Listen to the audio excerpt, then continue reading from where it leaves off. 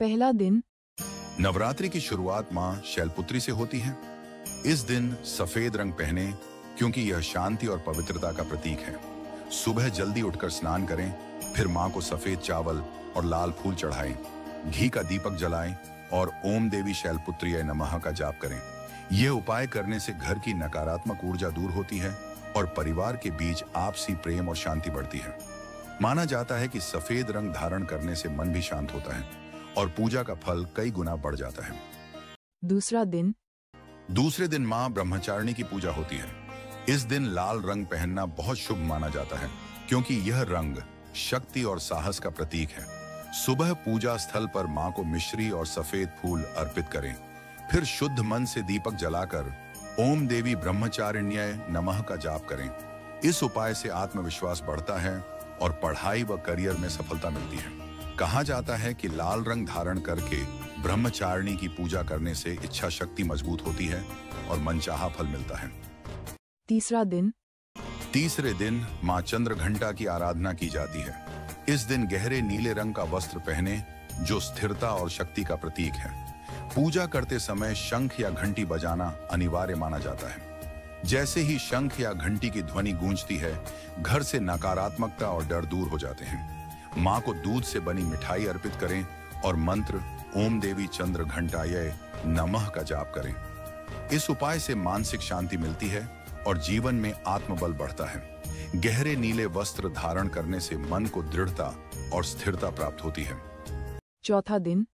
मां कुष्मांडा को ब्रह्मांड की सृष्टिकर्त्री माना गया है। इस दिन पीले वस्त्र पहने क्योंकि पीला रंग समृद्धि और ऊर्जा का प्रतीक है। पूजा के समय मां को पीले फूल और मालपुए का भोग लगाएं। इसके बाद किसी गरीब या जरूरतमंद को भोजन अवश्य कराएं। मंत्र ओम देवी कुष्मांडाय नमः का जाप करें। यह उपाय घर में धन धान्य की वृद्धि करता है और सभी कामों में बरकत लाता है। माना जाता है कि पीला रंग पहनकर मां कुष्मांडा की पूजा करने से जीवन में असीम सकारात्मक ऊर्जा आती है। पांचवां दिन। मां स्कंद माता की पूजा 5वें दिन की जाती है। इस दिन हरा रंग धारण करें, जो उन्नति और संतुलन का प्रतीक है।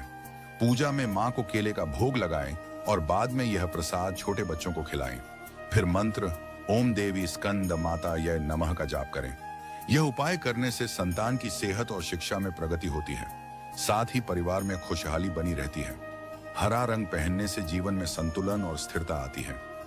छठा दिन। नवरात्रि के छठे दिन मां कात्यायनी की पूजा की जाती है। यह दिन विवाह और रिश्तों से जुड़ी बाधाओं को दूर करने के लिए विशेष माना जाता है। इस दिन स्लेटी रंग के वस्त्र पहनकर मां के सामने घी का दीपक जलाएं और हल्दी चंदन अर्पित करें। फिर गुड़ का भोग लगाकर पूरे श्रद्धा भाव से 11 बार मंत्र ओम देवी कात्यायन्यै नमः का जाप करें। जाप के बाद शांत मन से अपनी मनोकामना, विशेषकर विवाह या पारिवारिक सुख से जुड़ी इच्छा मां को अर्पित करें।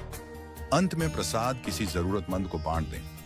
मां कात्यायनी के इस उपाय से विवाह में आ रही बाधाएं दूर होती हैं और दाम्पत्य जीवन सुखमय बनता है। सातवां दिन। सातवें दिन मां कालरात्रि की पूजा होती है। इस दिन नारंगी रंग पहने, जो साहस और शक्ति का प्रतीक है। मां को गुड़ और रोटी का भोग लगाएं और फिर यह प्रसाद किसी गरीब को बांट दें। मंत्र ओम देवी कालरात्र्यै नमः का जाप करें। ये उपाय करने से अचानक आने वाले संकट, भय और बाधाएं दूर होती हैं। नारंगी रंग धारण करने से जीवन में आत्मविश्वास और निर्भयता आती है। आठवां दिन। आठवें दिन मां महागौरी की पूजा की जाती है। इस दिन मोर वाले हरे रंग का वस्त्र पहने, जो सौंदर्य और समर्पण का प्रतीक है। मां को चंदन और फूल अर्पित करें और मनोकामना कहें। फिर मंत्र ओम देवी महागौर्यै नमः का जाप करें।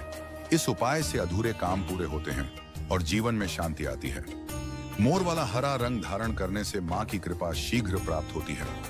9वां दिन। नवरात्रि के अंतिम दिन मां सिद्धिदात्री की पूजा होती है।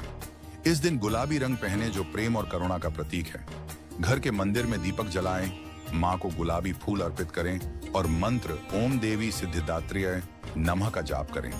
इस उपाय से हर कार्य में सफलता मिलती है और जीवन सुख समृद्धि से भर जाता है।